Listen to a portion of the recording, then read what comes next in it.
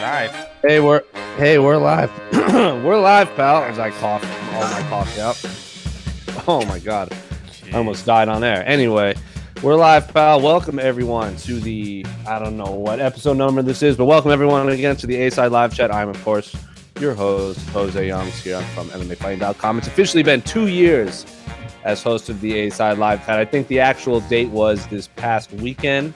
So it kind of fell in the middle of last time and this time, but we're going to call this episode the 2-year anniversary of hosting the A-Side Live Chat. So I brought back the man who was my first ever co-host back when it was just me and one other writer, and we couldn't make, it wasn't all pretty.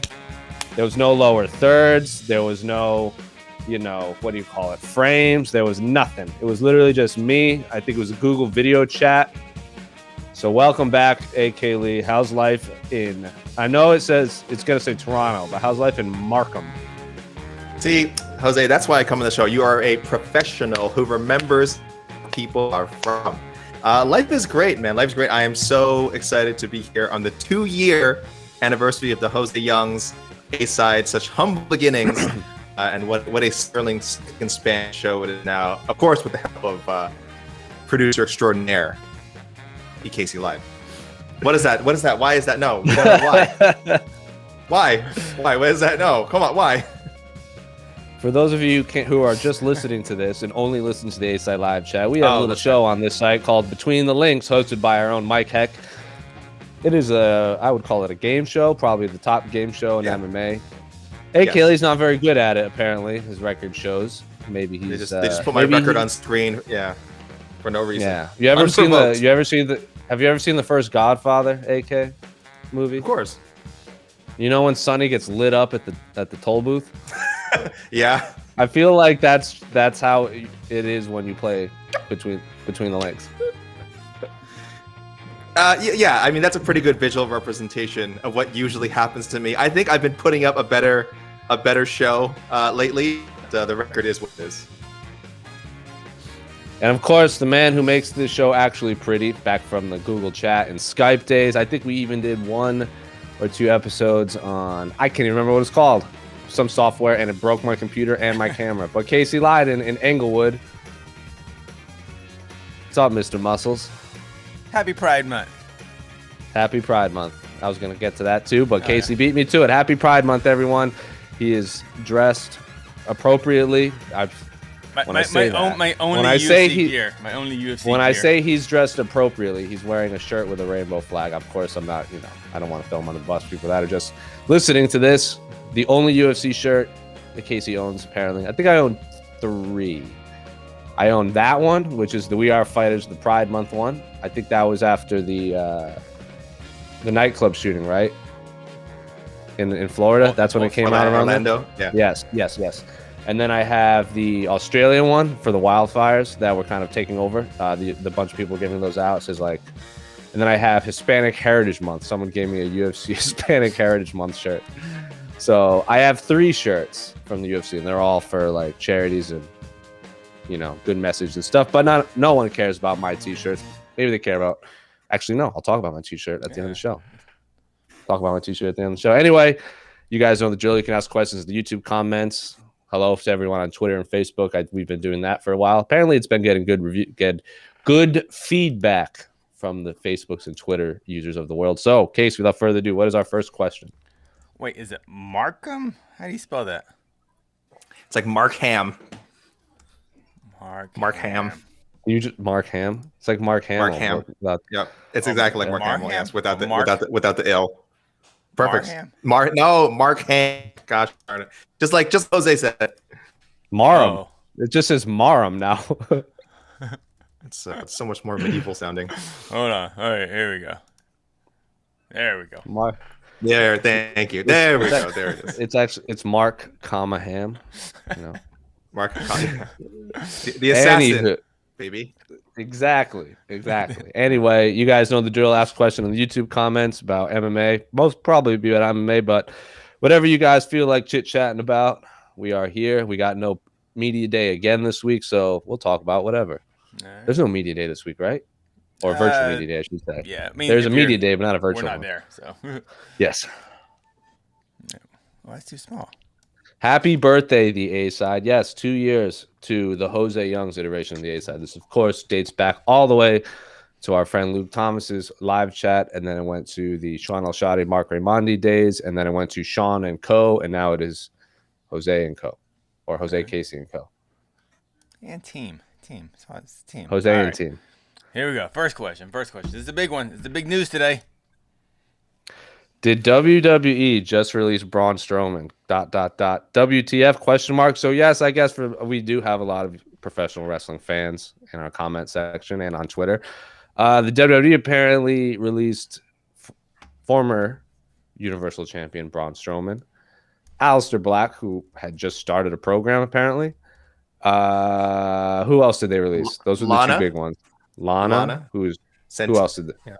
Santana Garrett, Ruby Riott, Ruby Riott. Yeah. So they released those names. Buddy Murphy. It's just Murphy, not Buddy Murphy. He lost his first name. Remember, that's how it works. That's how it works. I think he's back to being Buddy. I think he's back to being Buddy, or maybe he is now. I don't know. Maybe he is now. Anywho, AK, your arms went up in the air physically when this question was pulled up. So, what are your thoughts on Braun Strowman being released? I guess.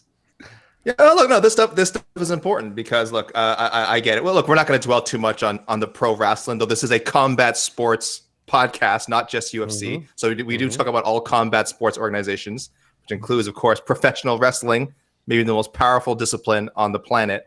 But yeah, it's interesting. Again, look, we talk about UFC releases all the time, and names that come up and go, oh, I can't believe they released Yoel Romero, or I can't believe they let Jacare go, or Anderson Silva. I can't believe they parted way with him. Tyron Woodley didn't re-sign him. So it's definitely worth talking about how no one is safe when you get to this sort of big show. Obviously, it's the goal where everyone wants to get UFC, WWE, whichever the organization may be. But 1 second, like Jose, you mentioned, this guy was headlining WrestleManias, former world champion, top guy in the company. And the next, guess what? Your release, your future endeavored. Again, and we see it happen all the time. So yeah, I think this is really big news. Obviously, not necessarily in MMA related, but in combat sports entertainment. Yeah, Strowman really shocking. Aleister Black, super talented. I hadn't really got his run yet. The company feels like it was on the cusp of them wanting to do something with him. I admit I haven't been keeping up with WWE that much, but I know that's sort of where he was. And then some of the other names, very talented people. Who knows where they'll turn up? But yeah, I haven't watched WWE in a long time. I'm an AEW man, but the releases were really, really surprising. Well, I know Braun Strowman was a product. He's one of the few products of the WWE. He had no wrestling experience before signing. Same as Big E. They're in that same boat where you get a lot of these big wrestlers big famous wrestlers that were independent wrestlers that eventually signed to WWE, and they kind of made a name for themselves in the regional scenes, and then they get to the big show. That was not the case with Braun Strowman, to the point where he tweeted he was kind of poking fun at independent wrestlers not being able to work much during the pandemic. Yeah, that was bad. Yeah, that wasn't great. That's not a great look. So I'm curious how he does, considering his whole wrestling life has been. He didn't even do NXT. He skipped NXT. He learned at the Performance Center and then cut his bones on Raw. Like, that was his big jump. That'd be with the Wyatt family. They threw him in there with the Wyatt family, and they're like, "Here you go. You're part of a big faction." He was one of those guys. He was in the Wyatt family. Yes, he was the fourth. Later. Oh, okay. He was the. They added him later. It would be as if we've seen that obviously Matt Riddle and Matt Mitrione debuted in the UFC, but they of course had Matt Riddle was a big. And they both came from the Ultimate Fighter. This would be as if someone got Big E signed NXT, got his did a lot of work on that, learned how to work on television, and then made his debut. That was not Braun Strowman's case. Aleister Black, of course, former Tommy End independent wrestler from the UK, from Holland and the Netherlands. So I think he'll be fine. I think he'll get scooped up real quick. He also is a very pretty talented kickboxer. He used to post a lot of videos of him hitting mitts and bags and all that kind of stuff. So maybe he wants to do a little bit of both. That'd be fun too. He has fantastic tattoos. I am beyond jealous that the amount of Paul Booth tattoos he has. Paul Booth is a man that free hands tattoos. He doesn't put a stencil down. He just goes. I thought he was the mall cop. Close enough. Paul Booth. I think you're thinking of Paul Blart. Oh, my bad. That is played by Kevin James. Good segue. Big time MMA fan. Combat sports. Here comes the boom. Paul Booth freestyles tattoos though. So if you just want like a demonic looking thing and you have no idea what it's gonna look like, go to him. But it's like a 7-year wait. Anyway, yeah. Real quick on this. Go ahead, Casey. Because I don't keep up with WWE and like kind of the inside baseball of WWE, but like, are these releases based on they're just not good enough, or is it money, or is it? So we think here I think the biggest theory that I've seen right on Twitter, because I looked at this pretty briefly, is they've been releasing a lot of wrestlers as of the last few months. Usually there's a big clean house after WrestleMania, but like not this many big names in such a short amount of time. They also wiped out the WWE Network now that they're on Peacock, and they're doing a bunch of stuff on A&E. They've also taken a ton of past episodes of Raw and footage and stuff off of Peacock. It's like kind of the Attitude Era stuff. A lot of these wrestlers they've been releasing were back when the beginning of the pandemic, when the WWE locked them up for years in massive contracts. I think they're going to sell a big chunk of the WWE. Just my idea. That's what my theory. That's what it feels like, because they're trying to get some money back and then sell it, and maybe there's going to be a different product. But I have no idea, because some of these don't make any sense to me. Some of them I do get. Like people are very upset about Samoa Joe being released, but he was hurt all of the time, so I get that one. There's also been some shakeup at the top. It's no secret. Our man Damon Martin was tweeting about it a little bit earlier today. I don't know if I want to name names, start slagging people in public, but suffice to say, there was some change at the top with like a former ESPN executive kind of getting some power at the WWE, and they're wondering if he was kind of handing down some like all to any company. Again, I want to relate to the broader combat sports thing. Is any company, when there's new management, it doesn't come down to necessarily what Vince McMahon has to say or necessarily what Dana White has to say. Everyone answers to somebody. So these releases in these companies happen for a reason, right? So Damon was saying that this was someone he used to work for at Fox Sports, who also used to work at ESPN, now works at the WWE, and according to Damon, not fond of this particular executive, and is not surprised that some talented people may have gotten hurt in the wake of this man's hiring. So, guys, how do we get? To steer even more towards MMA. How do we get Braun Strowman in Ryzen? For guys who are, I know there's listeners who don't care about pro wrestling at all. Just Google Braun Strowman and just look at this guy. I need him in there with he's a large man. I need him in there with Akabono. I need him in there with Bob Sapp. I need him in there with. No. Here's what you do. So, go ahead. Braun Strowman, before he was in the WWE, was a he was a decorated strongman. Mm-hmm. What other decorated strongman do we have in an MMA organization right now? So it's only a matter of time before we get Mariusz Pudzianowski versus Braun Strowman. That's how you do it. That would be KSW. Oh my God, they would kill to have Braun Strowman headline one of their shows. They love guys. I'm all about Braun Strowman versus Minimal Man. Minimal Man's got sure. Oh, let's do it. Minimal Man would kill him. I know, it's not even fair. It's not even fair. Yeah. Braun Strowman also has some terrible tattoos. Atrocious tattoos. Don't hurt me. Anyway, always fun to talk wrestling. Terrence Leverett on Twitter in celebration of 2 years. Good Lord. Please tell us your love of Demon Slayer Season 1 and the movie. So go for it. I will talk about Demon Slayer ad nauseum to the point where we're going to lose a ton of listeners. And I know our listeners probably don't care about anime, as do my fellow co-hosts right now. We can chat about it later. Manga.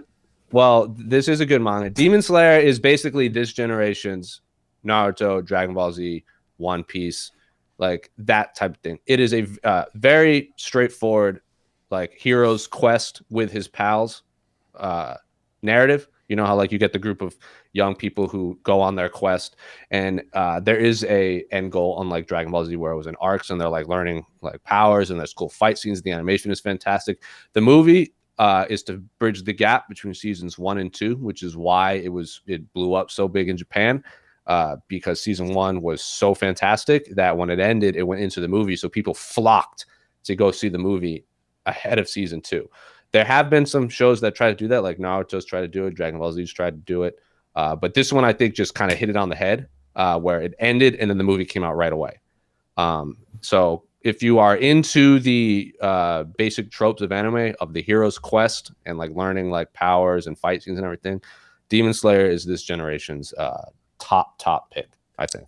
And is this on Netflix now? It is. Is that in America? That's another reason. That's another reason it blew Netflix. up over here, right? They started streaming it. Right. I just remember that's why I started. That's what I'm watching right now. I'm watching Demon Slayer season 1 on Netflix, and I'm I'm not an anime dude, but I'm halfway through season 1, and I really enjoy it. It's good. It's very good. The action scenes are awesome. I'm digging the storylines. I just met the guy with the boar head now or whatever. Ooh. Yeah. It is but again, if you don't like anime tropes of like, it's very much like I'm not calling it cookie cutter by any means, but it's very much like the Naruto, One Piece, Dragon Ball Z style things. It's not like if you want lore like Attack on Titan, it's not that. I'm currently binging on Netflix season 1 of Dawson's Creek. So if there's any season 1 or the whole show, I should say, I've only got through season 1. If there's any season 1 Dawson's Creek related questions, please fire away in the YouTube and I'll answer. Or hit me on Twitter. Hit me on Twitter. I'll answer privately. Sing the song. Yeah. They changed the song for the Netflix version.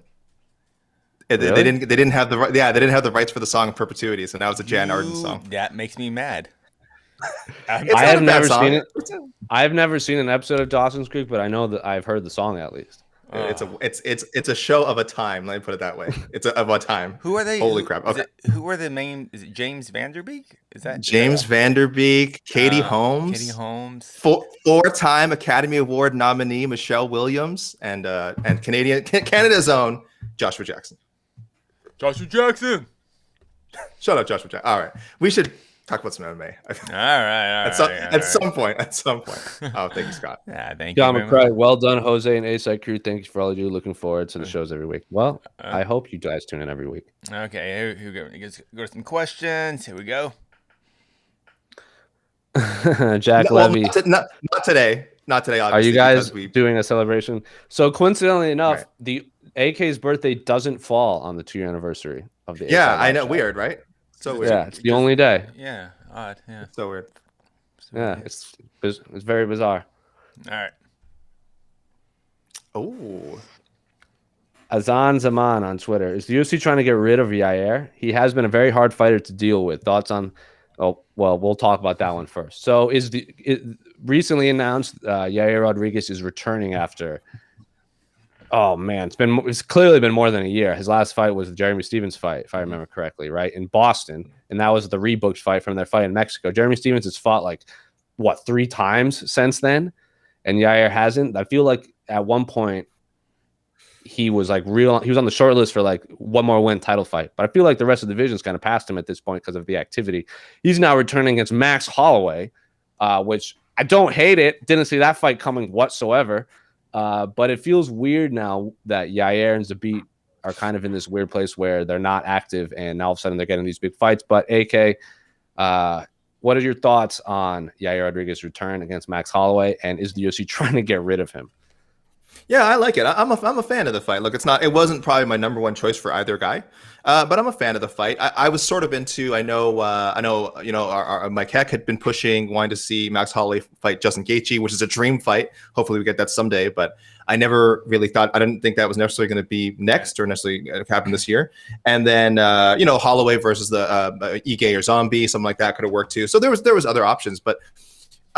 The only reason it's hard to figure out when Yair was going to get a fight like this is we just don't know when Yair is ever going to get a fight because again, as sort of is mentioned in the question, there's injury problems. It looks like there's sometimes problems with negotiating fights, negotiating certain opponents.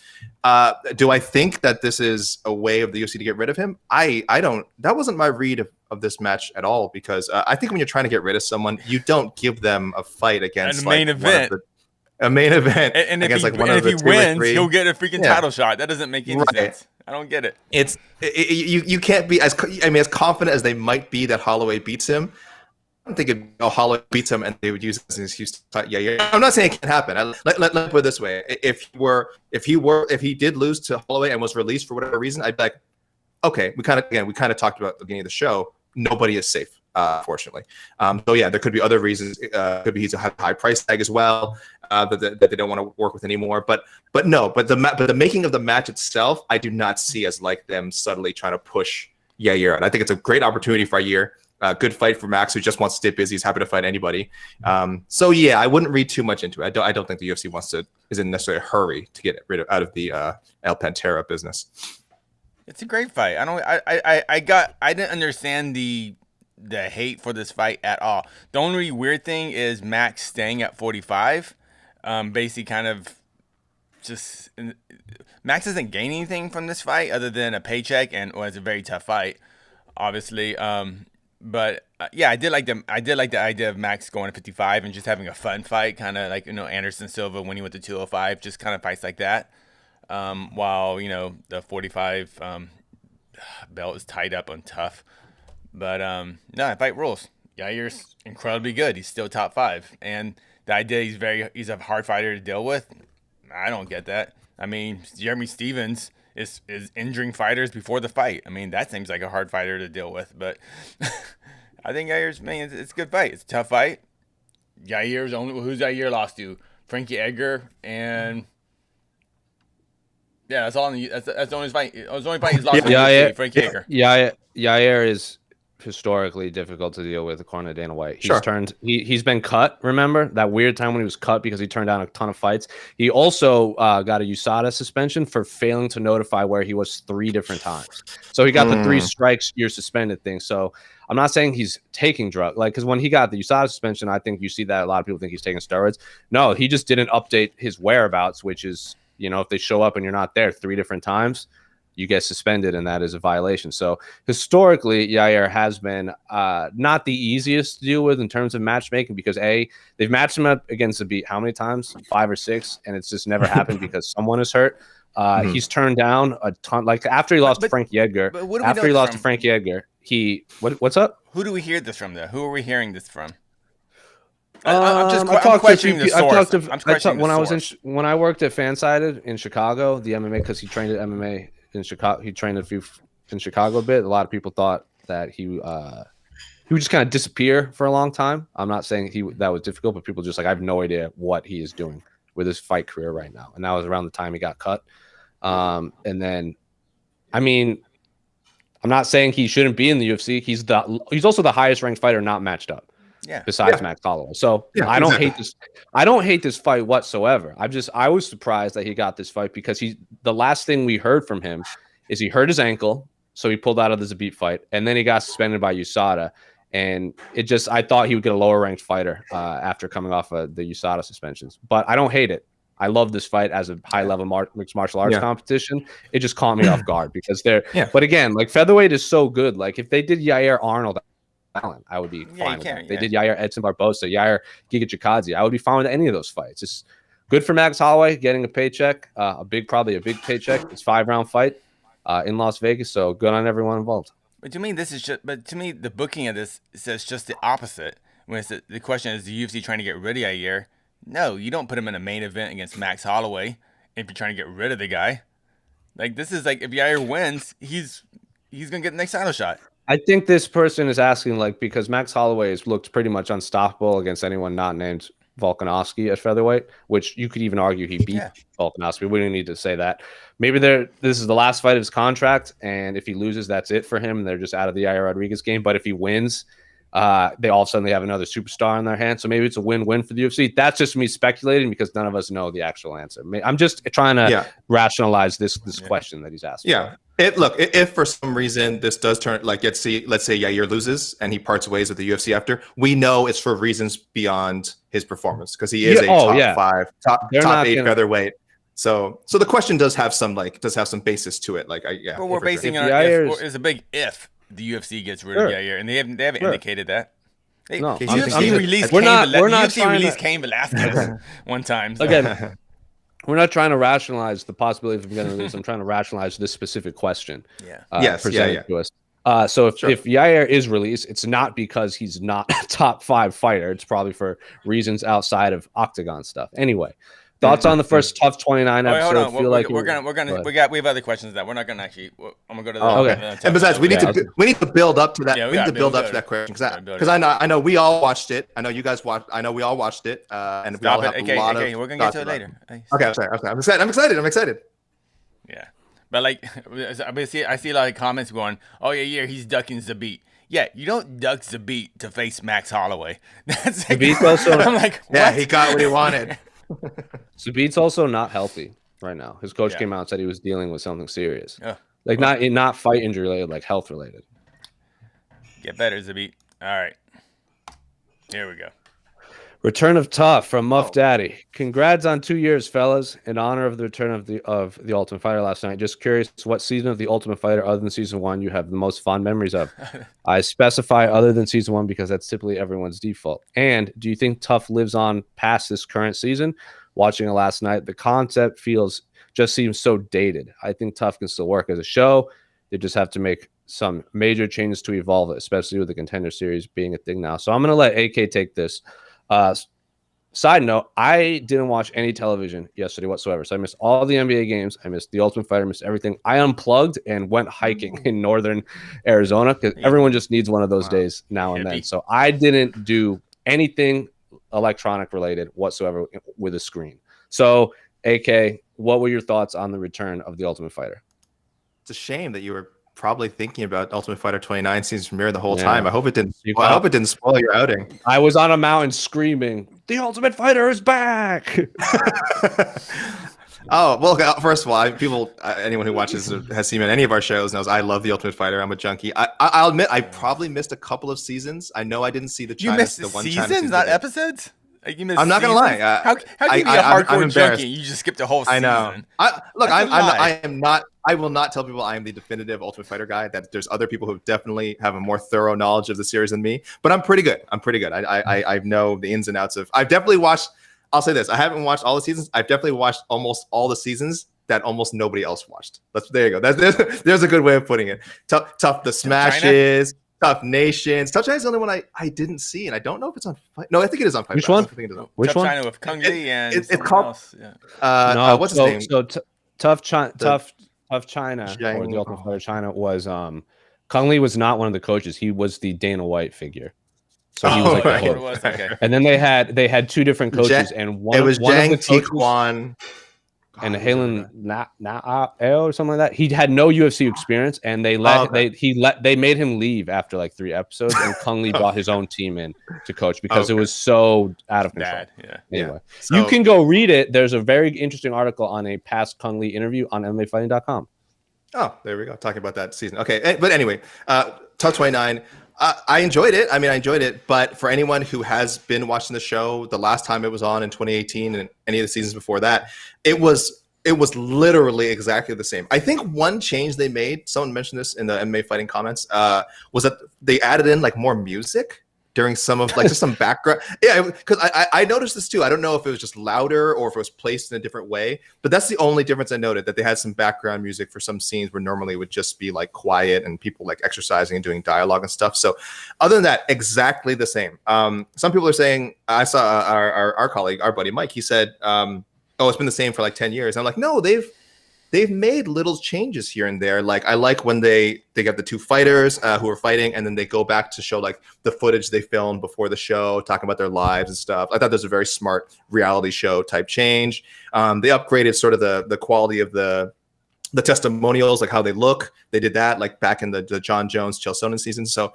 normally there's like incremental but noticeable changes. They literally changed nothing between this season 29 and season 28.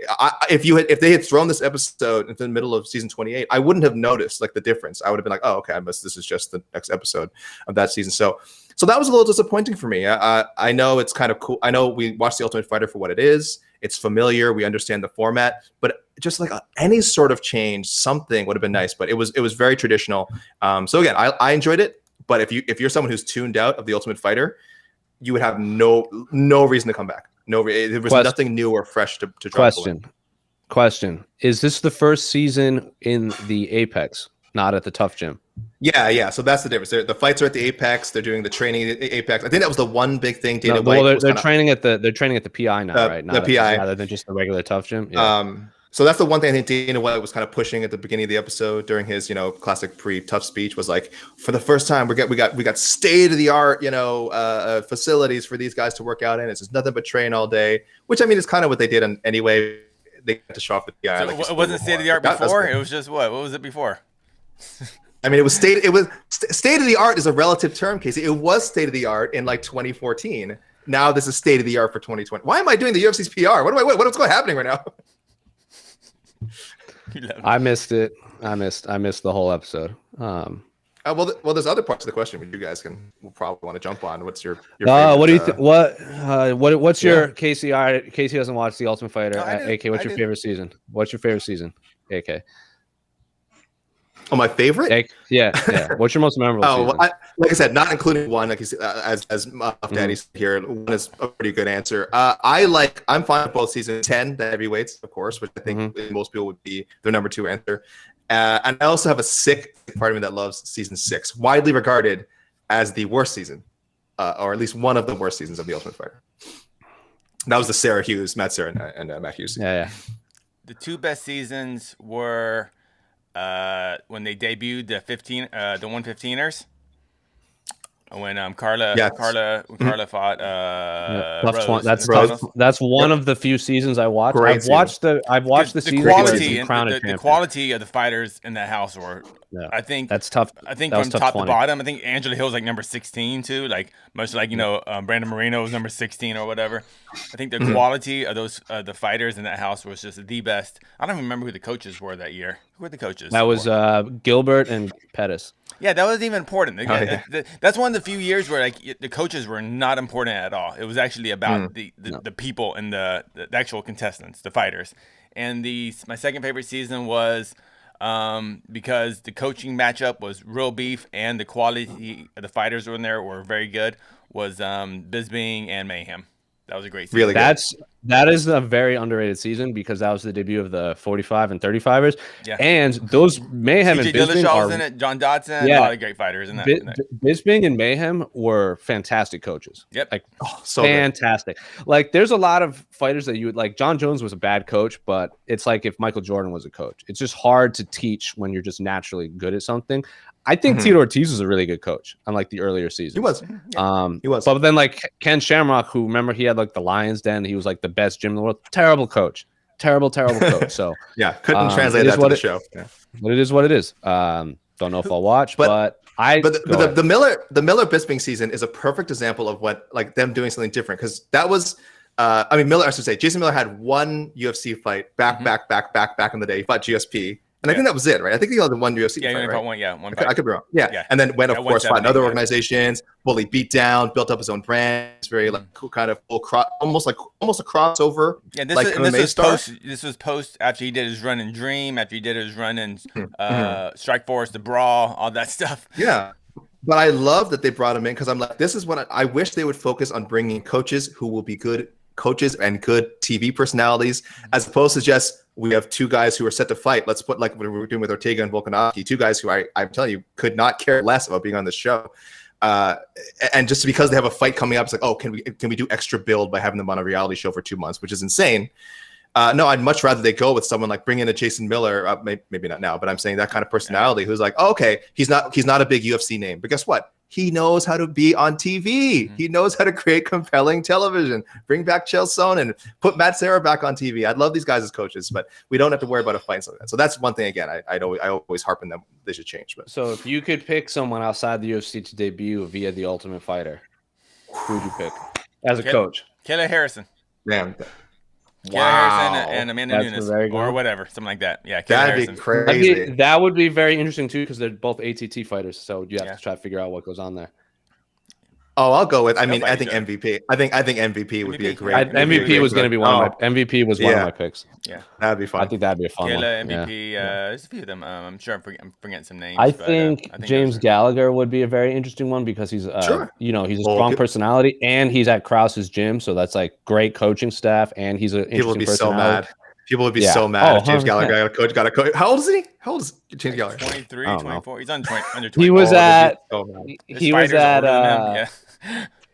He was at UFC in Houston because he had like teammates fighting, so he was always around with Krause, and I think so him and Krause had to like enter with the public to watch the ceremonial weigh-ins, and I think Krause went up. This is what I saw like my peripherals. Like James Krause was talking to John Morgan. He's like, "How do I get in?" He goes, "I'm sure they could get you in. They definitely won't let him in." And it was like because James Gallagher was in.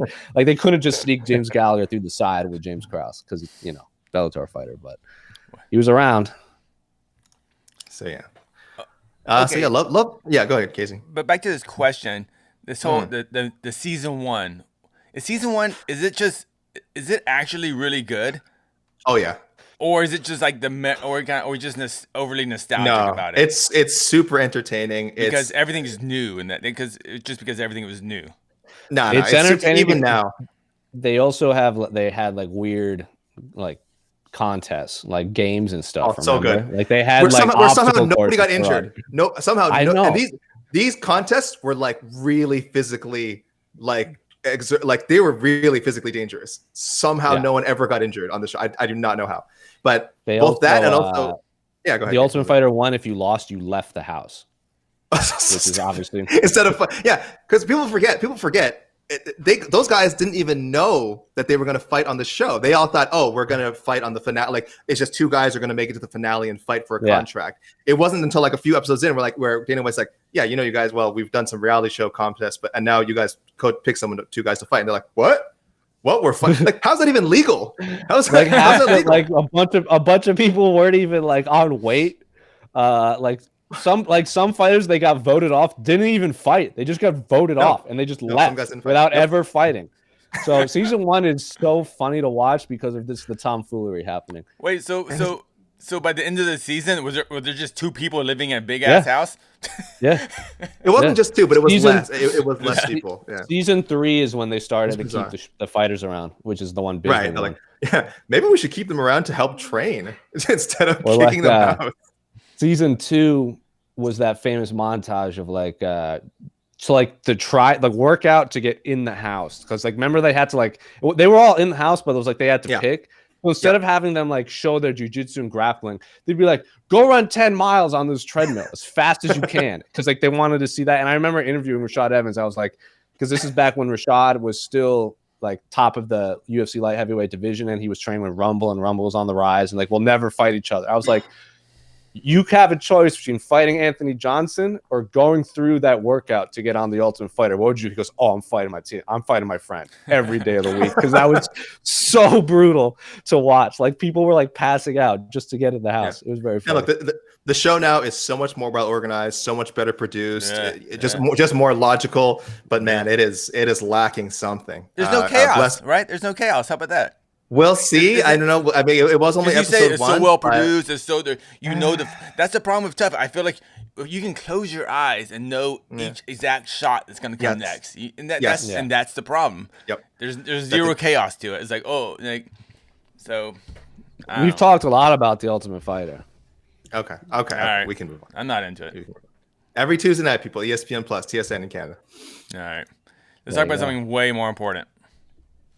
Finally, freaking Paul. Who asked this question? I want to give them credit. Oh no, I cut the name off. I don't even know who asked it. I apologize. I don't know who asked this question. It's on the site. Let's get straight to it. Jake Paul versus Tyron Woodley. I fully expected Jake to box more retired grapplers, wrestlers from the MMA world. However, I have to say this is a very ballsy move. Even Bisping came out and said he was offered the fight. Respect to Jake, who was trying to fight legit guys. However, should Jake have taken a more suitable fight before taking someone on like Woodley? Is this too much too soon? So, yes, for those of you living under a rock, Jake Paul is now going to box former UFC welterweight champion Tyron Woodley. He's also the betting favorite, which I think a lot of people were very surprised at. I guess if you remember what Tyron Woodley has done in his UFC career, it might be a surprise. But like, when's the last time he won a fight? I can't. Woodley? Was it the Maya? No, it was Darren Till. The last time he won a fight was against Darren Till when he submitted him. His best performance, maybe his best performance of his whole UFC career too.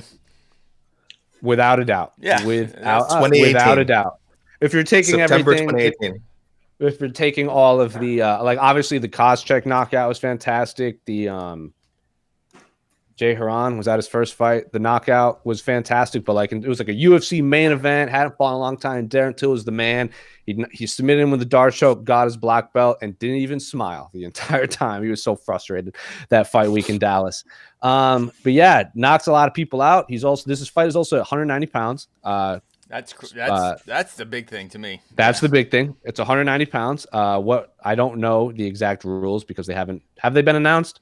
I mean, it's gonna be a professional boxing match. I'm not sure about how many rounds and things like that, but it'll be judges. It's not an exhibition match. It's not. No. And I believe if Jake Paul loses, he gets an immediate rematch. I think I saw that on Twitter. Like he was trying to add that to the contract.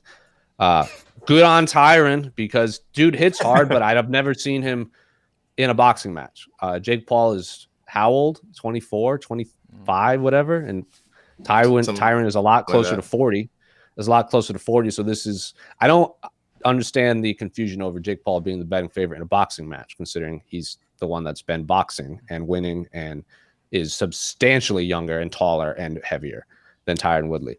I'm very interested. I do, but as I said, Tyron Woodley hits really hard. Like his overhand is very, very dangerous. So good on Jake Paul for fighting a former UFC champ that hits really hard and is very explosive. I'm very curious to see how explosivity translates to boxing when there's no takedowns. I'm interested in seeing Tyron Woodley box too. But Casey, what are your thoughts? It's kind of rules for both gentlemen. I mean, Jake Paul. I mean, this is a very tough fight for even was he 3-0, 2-0, 4-0, something like that. 3-0. He's 3-0. Big jump up in competition, but it's a smart jump up because he's gonna have a big size advantage. He actually has an experience advantage in boxing competition. I don't necessarily think he's actually sparred more boxing rounds than Tyron Woodley in his life, but Woodley is always the boxing was always still it was set up around his wrestling. So this could be really interesting to see how Woodley boxes without the threat of the takedown, because that's the whole thing about wrestlers. You don't got to be a great striker. You just got to be a good wrestler, and all of a sudden your striking gets so much exponentially better. No, I take Johnny Hendricks is the best example. It's like it wasn't that he was a great striker, but like you were so scared of his takedowns that those hands drop and that overhand comes over and boom. So it's a great matchup. I actually like it. Yeah, and great on Woodley. Woodley, I mean, I'm assuming it's true. Woodley said this is going to be, he expects to make his highest purse he's ever made in his career after losing 1, 2, 3, 4 fights in a row. So good on Woodley. That's all. I expect Jake to win, but yeah, good on Woodley. What I still think is weird from guys like Woodley, and I know they're talking crap, but like I saw an interview, I think with Helwani, or Helwani posted it, but like saying, oh, I'm going to get Jake Paul, I'm going to get rid of him, all this stuff. It's like, why? He's giving you the highest purse ever. You should like beat him up and go, let's do it again, please. Like, I don't, why do MMA fighters want to get rid of guys like Jake Paul? Jake Paul is like putting their kids through college. I don't get it. So I hate how good Jake Paul is at whatever we want to call this whole thing he's called doing. Being a prize. It's called being a prize fighter. He is right. Look, I don't like Jake Paul personally. Jake Paul as a human being does not seem like a good person. That's that's the usual disclaimer. But as a business person and as someone who's honestly for me generates interest in these weird fights, I'm just amazing. I want to see this fight. I agree. It is such a logical step up from Askren. It's like, okay, so first I beat a former MMA champion, but not a UFC champion, a guy who fought in the UFC. Guess what? So people can say what they want. Oh, you beat an MMA guy, but not a UFC champion. Oh, guess what? Here's a UFC champion. I lined him up. Oh, you fought a guy who's like, retired. He's Ben Askren. He's not in the greatest shape. If someone had never heard of Ben Askren, they just saw a picture, especially the shape he was in before this fight, like not even in MMA shape. People are like, this guy's gonna get killed. Most people who were smarter than me were like, this guy's gonna get killed. Look at him. If you look at Tyron Woodley, he is in insane shape. He's in such good shape. Yeah. Say what you want to get him being out of his fighting prime, physically and athletically, he looks incredible. I bet there's a lot of things he could still do that most guys his age would struggle with. He looks fantastic. It's just such a smart step up. I thought a pro wrestler would be next, but this is even better than that. This is someone who's been calling him out.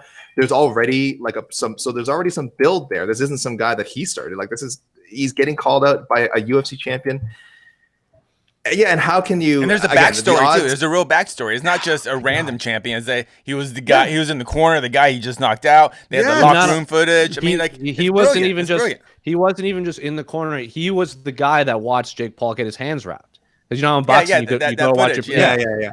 So there's footage of him talking all this greasiness with Jake Paul's team, and he's like, one of his sparring partners and trainers, and he was like, and Tyron was like, what's your name again, man? Like, who are you? And he's like, I got my titles. I don't even know who you are, my man. So it's the storyline's there, and good on everyone involved. I understand Jake Paul is just a trash human, and there's some allegations going on in his life that are abhorrent.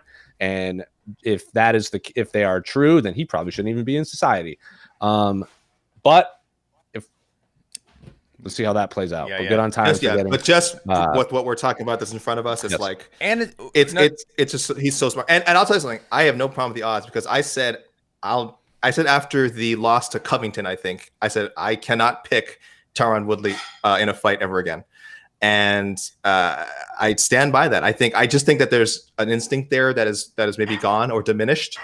And when you get in there with guys who are like really trying to, a younger, hungry guys, like again, even like a Jake Paul, you're really going to get hurt. So I'm totally down with the odds. I'm definitely what are the odds for now? Picking what are the odds right now? It's not like crazy, right? It's just favored. It's not like 2-1 or anything. I don't think, is it? Let me see. Our own Damon Martin had the odds. Okay, yeah. Take a quick look at that. But if they were, I think 2-1. I don't think they are. I think it's like minus 150 or something. If they were 2-1, that would be a little. Yeah, 2-1 would be a little absurd. But I have no problem with like a distinct favorite, minus 150 distinct favorite. I'm like, Jake Paul was minus 130. Tyron minus.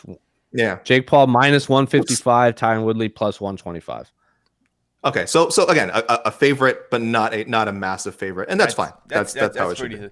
It's interesting because I'm looking at Arawani's Twitter, and he did just a fan poll. So these are MMA fans, and 75% of MMA fans are picking Woodley. So like they don't, because they've seen what he can do, like in an MMA fight, and people are just curious to see how that translates.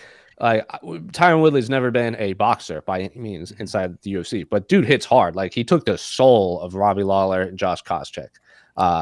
He came this close to taking that soul of Luke too. Like he came close to taking the soul of Wonder Boy in Madison Square Garden. That fight ruled. Yeah. The draw. Yeah. That draw. So and then the Gastelum fight was whatever. That was a split. Beat Carlos caught on his legs until it ripped in half. So great fighter. I'm very curious, even outside of the tomfoolery. I just want to see how Tyron Woodley does in a boxing match. I don't know. I think this is another smart call out. I don't know. I just can't pick Woodley here. I picked Askren. I picked Askren. If anyone wants to remember, I picked Askren. So I've learned my lesson. I think I think the idea that Woodley is shot or whatever I think that's really overplayed. I don't know. I don't think he's top 10, but I still think he's a top 20 welterweight for sure. I mean, I don't think he's shot. Like I think it goes to what he's lost to. He's lost to top 5 guys. I think it goes to what AK was saying earlier. Something just happened. Like I don't like. He just finds himself stuck against the fence, and like we're all watching them. Like, why isn't he punching? Why isn't he doing this? And even Tyron Woodley said that when he lost to Kamaru. He's like he had a where he knew what to do, but his body wasn't doing it. So I just think there was something there. He also fought a bunch of specialists in a row and then had to run into Kamaru Usman, who's a pretty well-rounded MMA fighter, who people are arguing might be the greatest welterweight might be the greatest.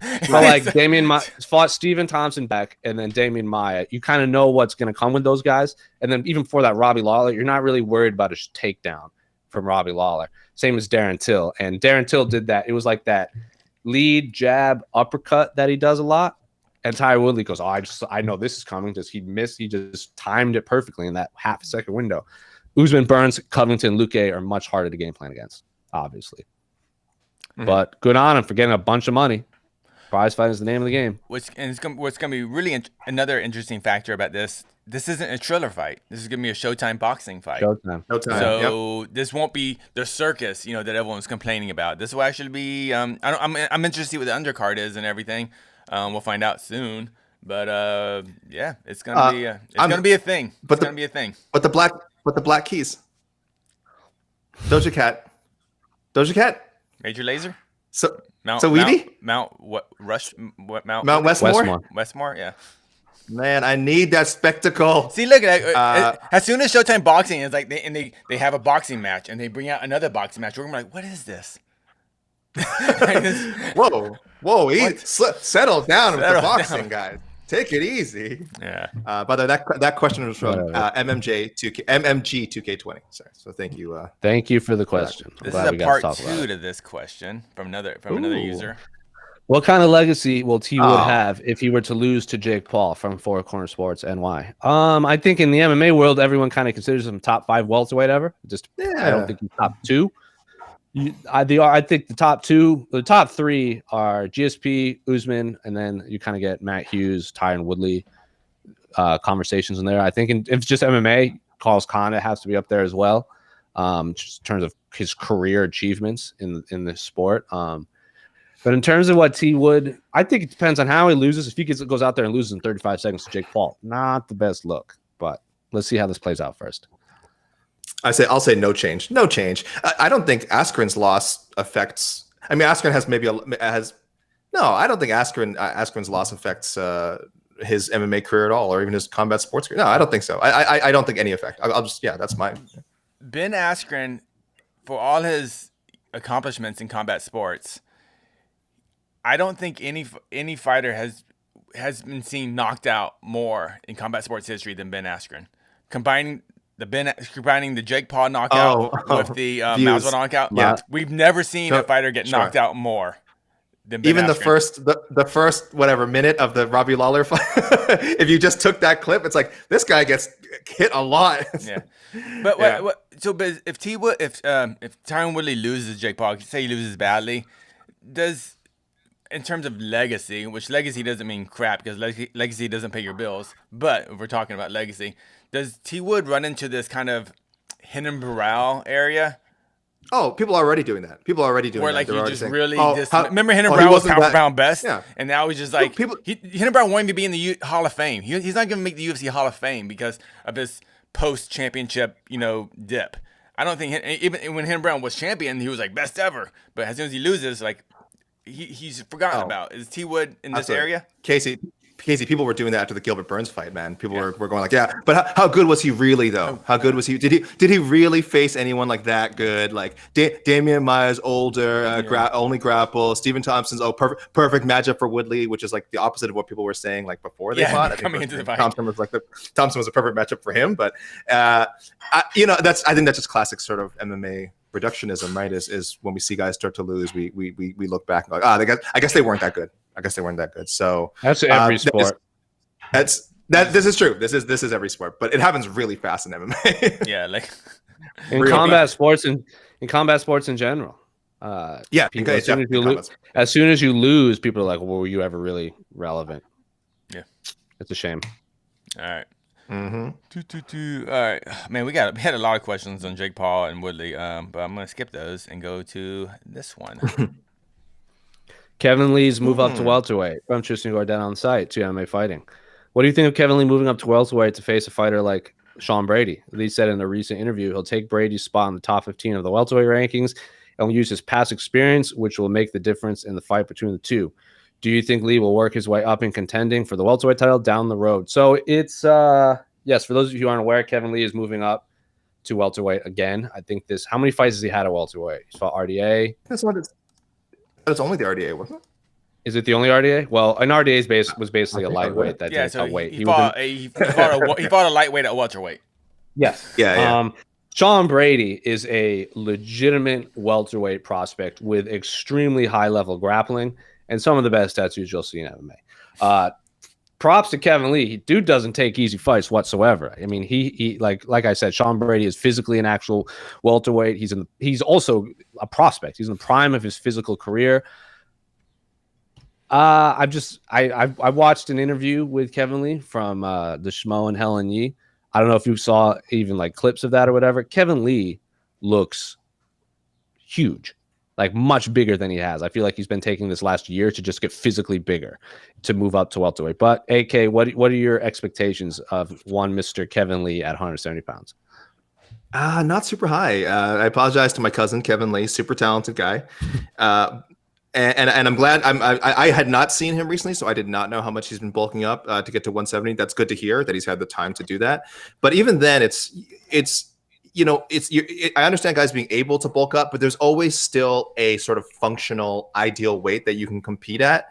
And you can manipulate your body all you want. You're once you hit a certain threshold, you're not going to get the results you want. Like I'm an expert on this sort of thing, but this is just based on sort of anecdotally what we've seen in the UFC and when we've seen guys go up in weight class. So you can have some success. I mean, it worked out for Robert Whittaker. Robert Whittaker, I would say, is not a big middleweight, and he made it all. He won the UFC title. Gilbert Burns is a guy who did not love making 155. So him moving up to welterweight probably made sense, but also not a massive welterweight, and there we go. He just competed for the title. So could Kevin Lee follow a similar arc? I don't know if he's quite as well-rounded as some of the guys we just mentioned. I do always look at him as a grappler. I know he has striking. He had that great head kick of Gilbert Gillespie. Of course, you don't do that by having mediocre striking. But yeah, I don't know. I could see him. I don't see him working his way to a title shot. Maybe fighting his way into the top 10. Yes, I think Brady is a nightmare matchup to try and do it. I respect him for taking it because Brady is ranked right now, undefeated, 14-0, number 13 ranked in the UFC right now. So that'd be a great spot for Kevin Lee to jump into. Even though, and Kevin Lee, I think himself is 11th or just outside the top 10 in the lightweight rankings. So matchup wise, again, everything makes sense. I'm favoring Brady heavily, but I do understand the logic on the Kevin Lee side for deciding, okay, I'm going to go with a guy who doesn't necessarily have a big name, but a lot of people are talking about him. And if it's a grappling matchup, I think I can beat him. So I have no problem with what Kevin Lee is thinking here. I just don't necessarily think it's going to go his way. You know, it's interesting. We were kind of talking about, Kevin Lee versus Sean Brady, the prospect. They're the same age. Yeah. I think it's just wild. They're the same age. Like Kevin Lee has just been in so many high profile fights at such a young age that I was actually shocked when I saw Kevin Lee is only 28. Like actually Kevin Lee is like right in his athletic prime. He's getting it right now. Yeah, he lost to Charles Oliveira, sometime a year ago, over a year ago. Oh yeah, over a year ago now. Man, it's a great fight. I like this. I like Kevin Lee going up. I think, all those years at 55, he's just gained a lot of technical, experience, with his wrestling, just learning all the MMA skills and techniques. That I think now he doesn't need that strength advantage, maybe going to 55. I think all that technique now, he can just focus now, just fighting his best rather than making that 55 weight. So super excited. I love vet versus prospect, even though they're the same age. But it's cool. I don't know who's gonna win. But Kevin Lee had already had 2 UFC fights when Sean Brady just made his pro debut in general. Yeah. Sean Brady was 0-0 and Kevin Lee was already had 2-3 fights in the UFC. We saw his growth in the UFC. And let's not forget, he got full mount on Tony Ferguson at one point in that interim title fight. So fantastic fighter. I would love to see a rematch against Michael Chiesa at 170 down the road. So their first fight was at 155. That was when Chiesa got caught in that rear naked choke, and it Mazzagatti? Whatever referee that has never reffed again in the UFC because of whatever that weird finish was where he said he was out when he wasn't. Then who else has he lost to? Tony Ferguson, Iaquinta twice, both of those fights, whatever. Yeah, Leo RDA, Santos former champ. That was kind of an upset loss, one of those things that just happened, but that was a while back. Which one? Santos? Santos, yeah. Yeah, that was also, he was also super young in that. And then Charles Oliveira, current champ, RDA, former champ. So only losing the best of the best. And he looked like a world beater against Edson Barboza. Like he took it to him in that fight. And then he got on Bambi legs after that head kick. And he came back and won. It shows that came back and won. He also how tough he is. There was a point in time where like Kevin Lee wanted to fight everyone that no one wanted to fight in their backyards. Like remember when Greg Gillespie was like the man at 155? He's like, I'll fight that dude in New York, where he's from. And then he won. And then we asked him, like, who do you want to fight? He goes, I'll fight Islam. I'll fight him in Russia. Like, I don't want to fight him anywhere else besides Russia. And then Charles Oliveira can't get in a fight. I'll fight Charles Oliveira in Brazil. So it's like Kevin Lee is he's never going to turn down a challenge like this. So yeah, all props to the man, and I love the fight and can't wait for it. It's also on the Conor McGregor Dustin Poirier 3 card, so a lot of eyeballs on this fight. Huge opportunity. And I was just listening to Sean's interview on What the Heck the other day, and he was originally going to be on some random fight night in like August, and then it got moved to the July 10th card. So big difference, big win for him and Kevin Lee. Cool. 2022 heavyweight. 1 year from today, who will be the champion / number one contender be this time next year? So we'll hit these rapid fire. So 1 year from now, who will be the UFC heavyweight champion, AK? Francis Ngannou, and the number one contender will be John Jones, just like it is now. Agreed. I'm just going to say it. I agree with you, but I'm just going to say it to be different. And I bet Stipe can get his title back because he already beat Francis once before. Why can't he do it again? Everyone seems to just think Francis has Stipe's number when they're 1-1.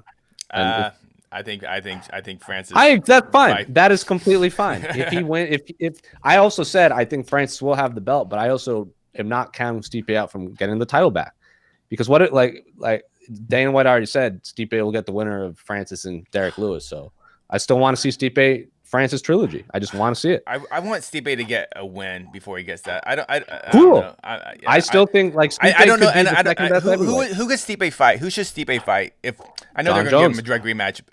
See, that's a fight. Yeah, I'd love that. I know. I don't think they're going to. Cain Velasquez. If we can't do John Jones Velasquez because of the money thing, Can you imagine? Stipe Bring Cain Velasquez. Braun Strowman. I just don't know if he can make 265. That's my real concern. I think he's pretty big. I don't think he can cut to 265. Who's Cyril Gane fighting? Volkov? Maybe the winner of that. That would be great. Yeah, I would love that. I wish. I'm kind of on the same boat that Jed's on, just not as rude about Stipe. But I've never been the biggest Stipe believer. Nice guy, great fireman, all that stuff, but never been the biggest Stipe. I also Volkov and Cyril Gane have very high level technical striking. They're not really known for their touch of death, and I feel like Stipe has fought a lot of people that will just knock you dead. And I would love to see, and just stylistically, I want to see Stipe against someone that can just have a high level kickboxing match with him, like Volkov or Cyril Gane. I just want to see that fight, either of the fights in general. Anyway, speaking of heavyweight, where do you see Rozenstruik and Sakai this time next year? Rozenstruik will be headlining a fight night show against Derek Lewis. Sakai will be one of the favorites to win the 2022 PFL heavyweight tournament. Wow. I predict big things for both of them. That's a bigger paycheck for Sakai. There you have it, folks. Where do you see Tom Aspinall this time next year? Oh, that's a tougher one. Who did you just beat? Was it Arlovsky? Okay. Submitted him. Yeah, I don't know. I see him. He's really good. He's really talented. So talented. Like I got to look at the rankings. Tom Aspinall versus Stipe after Stipe loses his rematch, his trilogy fight to wow. I would like to see Tom Aspinall fight Dawkins. I think that'd be a fun scrap. Two heavyweight prospects. Yes, I agree. I really want that one. Or if you just want like eyeballs or like a fun selling fight, the winner of Tai Tuivasa and Greg Hardy. Tai Tuivasa is obviously a character. The UK versus Australia rivalry is already there. And then I think Aspinall is such a young, high-level mixed martial arts. Just give him to Greg Hardy again if he wins. So sure, those fights are fun too. Yeah, I'm copying out less specific with this one. Firmly entrenched though in the top 10, top 5. I don't think so. So I think he'll be in the 7 to 10 range by this time next year, and cool. And really holding that spot down. All right.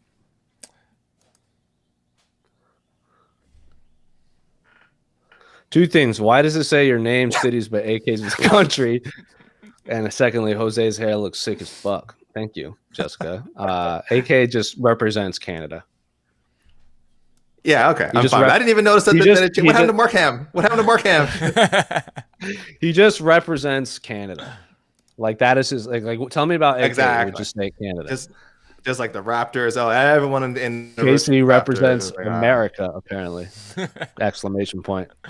Not the United States, just America. America! Exclamation point. AK's is Mark Ham, Canada. All right. Thank you, Jessica Crystal Crew. Oh man, it's good to have Jessica back. I haven't seen her in a bit. All right, we're gonna finish off with we hit an hour, so let's finish off with this question. Quickies from Andy Burton. How do you see both Lima and Amosov and Jackson versus Daly going? Woo, I like both those fights a lot. Damn, that's a good question. I love Dougie Limes. I think he's the second best welterweight in the world behind Kamaru Usman, and Amosov will give him a tough fight. But Lima will win a dominant decision. Casey, your homework for the next week is to come up with a food-themed nickname for Amosov. Okay. Apparently, you can't use his first name because Douglas Lima needs to be shortened to Dougie Limes, apparently. And then Jeremy Jackson, Charlie Olives, Jeremy Jackson, Jackson versus Daly. Jackson versus Daly. Oh man. I'm gonna go. I love Paul Daly's like just been one of my favorite fighters for his entire career. Yep. But Jackson looks great. I thought he looked great against Neiman Gracie when he defeated him. Even he almost had his eyeball ripped out by the cage, and he still came back and won. I'm gonna go Jackson. Looked great against Benson too. Yeah. So that's why I'm picking Jackson because I picked him to lose both those fights and he won both those fights. I might as well get on the Jackson hype train now. I also picked Douglas Lima to win because I selfishly need to see Lima versus MVP Part 2. Yes. I'm going Lima and Jackson. How do you see the middleweight matchups between Till Brunson and Costa Cannonier going? I'm picking Brunson. I think Brunson and Paulo Costa will win. Man. No, Brunson and Cannonier. That's what I'm picking. You had to go with your crystal guy. I saw that. I saw the change in your eyes. I saw that. That's for Jessica Crystal Crew chimed in. You're like, oh, Jessica's watching. We better go with the crystal guy. I'm not. I don't think Jessica's big on the Jared Cannonier train after looking at anymore. He jumped off. He's off the Crystal Crew. Social media activity. Till versus Brunson. I always pick against Brunson. So yeah, I'm going to pick for him. I think I need to stop doubting him. He's a very good fighter. And I also like Paulo Costa. I think he's better than a lot of people think. We just talked earlier in the show. He had this one embarrassing loss to Israel Adesanya, and now everyone's, was he really that good? And yes, the man threw down with Yoel Romero. The guy's very good. So I do like him too. I do think he's got a little more power than Cannonier. Maybe and I think underrated as far as technique as well. What's wrong with Cannonier? Who's he lost to at middleweight?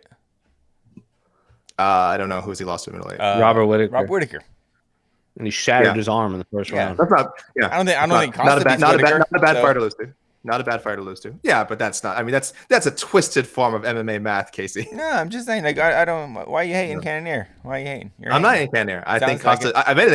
I'm defending all the Costa hate. I think Costa's reputation took a big hit after the Adesanya fight, and I think people are forgetting how talented and how good he actually is. And I think he'll bounce back. I think he wins this one. Is this sober Costa? Is that what we're doing? Or was it the Costa was? Yeah, exactly. Too much wine. Yeah, too much wine. Come on. What is an interesting question to wrap it up? What is the poster of the year so far? What are your thoughts on MMA posters in general? Personally, you think they have looked awful recently. The Gane versus Rozenstruik one was trash. Same for the Ige Zombie, and whoever made McNuggets versus Poirier is being straight up lazy. So this person only brought up UFC posters. If you want to go see a how-to on MMA posters, go look at every single Ryzen poster. That's all you gotta do. They freaking rule. I was a big fan of the Zombie Brian Ortega. I was a big fan of that one because it was like green, and normally it just looked different from past fights. the recent Ryzen poster is I'm awesome. having to look these up. These posters are so nondescript. I'm literally like looking up all these posters like right now and trying to figure out. There were a few that were good. We don't have to talk about necessarily UFC. It didn't be UFC. I was a big fan of the UFC 218. That was Holloway Aldo 2 because that was also sponsored. One of the main sponsors was the new Thor movie that came out. So everything was like dark blue, but except they had like neon yellow would like highlight certain aspects of each of the 4 fighters. So like, you know how Ngannou has like that lightning bolt in his head? So it was like a dark reddish blue Ngannou with like a big neon yellow lightning bolt in his head, and Overeem had his yellow lines on his forehead. So I thought those were fun. I also obviously selfishly liked the UFC 181, which was the comic book one. That's I can't remember who the artist that did it. Made basically just a comic book poster for a comic book cover for Hendricks Lawler 2 and Gilbert Melendez versus Anthony Pettis. And then I really liked, and I think it was perfect, was Overeem Lesnar, because it didn't have their fight stats. It had their physical. So it was like 6'5", 265 pounds, like size X fists. And then it had like Overeem and Lesnar standing, and it just looks like a freak show fight, which obviously kind of was. But I like that one because it was billing just 2 behemoths of men just fist fighting inside of an octagon. So that one's very simple. Let me show you. Oh, I found it. Let me show you. This is the most recent Ryzen poster right here. Well, I'll describe it. Okay, so for our podcast listeners, it's a beautiful shot of the Tokyo Dome.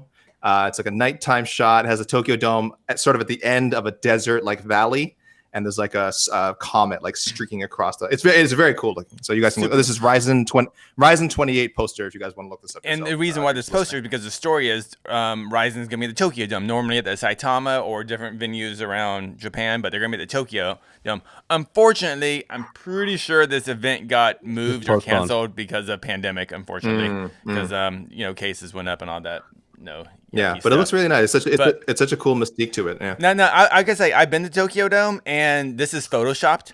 This isn't how it is. This isn't exactly how it looks in front of the Tokyo Dome. So if you go to Tokyo and visit this arena, it doesn't look like that. Yes, I can testify. It is not at the end of an apocalyptic wasteland. It's actually part of like a park, like a sort of a big city park thing. What's it called? It's like Tokyo Park or something. Yeah, Tokyo Park. There's an amusement park. There's roller coasters right near it, and it's beautiful. And Korakuen Hall is right next to it too. That's where they have a bunch of all the crazy wrestling and Shudo, Pancrase, everything is at Korakuen Hall. I'll just shout out TGI Fridays. There's TGI Fight Fridays Circus posters. The best fight posters. Who was the Pride 10 one that had Sakuraba? Remember he was in the rear naked choke. That woman had him in the rear naked choke. Shirt. Yeah. That one's fantastic. Is the woman not supposed to be his wife or something? Something like that, because there are 2. One of them, it's like her in an apron, like smacking him around, and the other one is Dream 6 is the best. I think that was the tournament. So Dream 6, I think, was the best because the fighters were in a bracket, but it was their whole bodies. It was like it was almost like toys, like you kind of snap out of the thing, like a little plastic, snap out toy figures. Yeah, that one absolutely ruled. But yeah, Asian fight promotions do it right. Yeah, in terms of go back to the question. Yes, UFC poster making is straight up lazy. But you know what? Blame one person on that. That's Dana White. He chooses it. It's his. He runs the company. It's his promotion. If they want lazy posters, that's on them. But whatever. Hold on, Casey. Can we throw this one up quickly? This is for. I guess I need the link, and I'll listen to the link in Slack right now. If I can get my friggin'. This is a Fight Circus was promoting a phone booth fight, which unfortunately did not go through. There was a COVID. Sorry, not the event fight itself went through. The event was unfortunately postponed because of COVID. Let me just shoot this over to Casey. So this is a pretty cool poster. I don't know if it's like an homage to something. That is nice. Yeah, it's like a movie. We can throw that up there, and I'll describe it again for people just listening. It is just an open graphic of this open phone booth, and blood is like spilling out of it. Yeah, if you guys just Google, I got you guys listening, Fight Circus 3 posters. They make a few movie posters, I think, style posters. So this is one of them. Again, so hopefully they will have this fight go down sometime in the future. It is supposed to literally, I think, be 2 Muay Thai fighters stuffed into a phone booth, like in the crap out of each other. There we go. And that's some people watching now can see it. That is a cool And it says from the creators of Kicking Only, Human Cockfighting. And then there's a tagline as well. It says, call 1-800-COLLECT-TEETH. Oh, so there you go. So dude, we can do better. UFC, we can do better. 1-800-COLLECT-TEETH. Dear God. Oh my goodness. This is yeah, and they even designed it like it looks like a VHS tape that you see like a Blockbuster video. Oh wow. Which is the only place you can probably find Fight Circus. Right next to the Faces of Death videos and right UFC 1. UFC 1 UFC 1 through 20. That's a great poster, man. Love it. Anyway. You know what posters also are sucking a lot lately? I'm disappointed. Bellator. They're not even trying anymore. Now their Bellator posters are sucking. Come on. Do they really have posters? They've had cool posters. Like when they have big events, they've had cool posters. They have. But lately they've been just kind of calling it in too. So, bum. Anyway, that's it for the show, right? Because we ran a little long, or do we have more? Nah, we're good. We're good. Happy anniversary! Can I say happy anniversary again, Jose? Because let me tell everyone something. I know, Jose, when you first started having to do this, you got thrown into it. You had to go over. It was a lot of technical difficulties. It was a freaking nightmare, but you stuck with it. Okay, Jose Youngs, one man. I don't say one man show. Obviously, I know KCU helps as well, but these guys stuck with it and got the show together and got a bunch of great guests over the last 2 years. And I'm super happy to work with you guys and to be part of this 2-year anniversary because I do remember what a struggle it was at first and how good it is now. So congratulations, my friends. Yeah. Well done. Good work. If you want people on the show, just tag them. We'll try to get them on. On Twitter. Casey, what do you got to say? I don't know. Everyone be nice to each other. Enjoy Pride Month. I don't know. Go hug your friends. Get vaccinated. Then hug your friends. Oh my God, I hung out with people. I was in a room with like 6 other people. We're all vaccinated. We're just talking. I was like, this feels crazy. I gave each other a hug. We hugged each other when we left. It was like 2019. It was amazing. Had a wild week. I'm gonna close it by saying I want to plug this shirt that I'm wearing. It's called comicbookforkids.org. You can go on their website where they try to provide children, and I stress children-friendly comic books to children in hospitals and cancer centers throughout the United States and Canada. So if you're in Canada, you can also donate your children-friendly comic books, or you can just go on their website and hit the donate button. Sometimes they get, if a publisher company has published too many comic books or they have too many copies of certain comic books, they will give them to hospitals and cancer organizations to give to children who are stuck in the hospitals and want to escape into the world of the enchantment of the mind of comic books. So that is comicbookforkids.org. Go buy a shirt, go donate some comic books, or just go and donate some money in general. It's for a good cause. It's all over the country of Canada and the United States. Started in Chicago, but it is a fantastic organization. Check them out. And with that, we'll see you next Wednesday on the 8-Side Live Chat. Fights are back this weekend. We got UFC on Vegas 28. Is it 28? 28, maybe? Yep. 28, 29. Yes. And then, of course, we have Floyd Mayweather versus Logan Paul happening on Sunday in Miami. Sunday. None of us were there, unfortunately. I believe it's Sunday. So it is Sunday. Watch those. If you don't want to watch those, we'll have all of your coverage here on MMAfighting.com. But until then, we'll see you next Wednesday. Bam. Happy birthday, AK.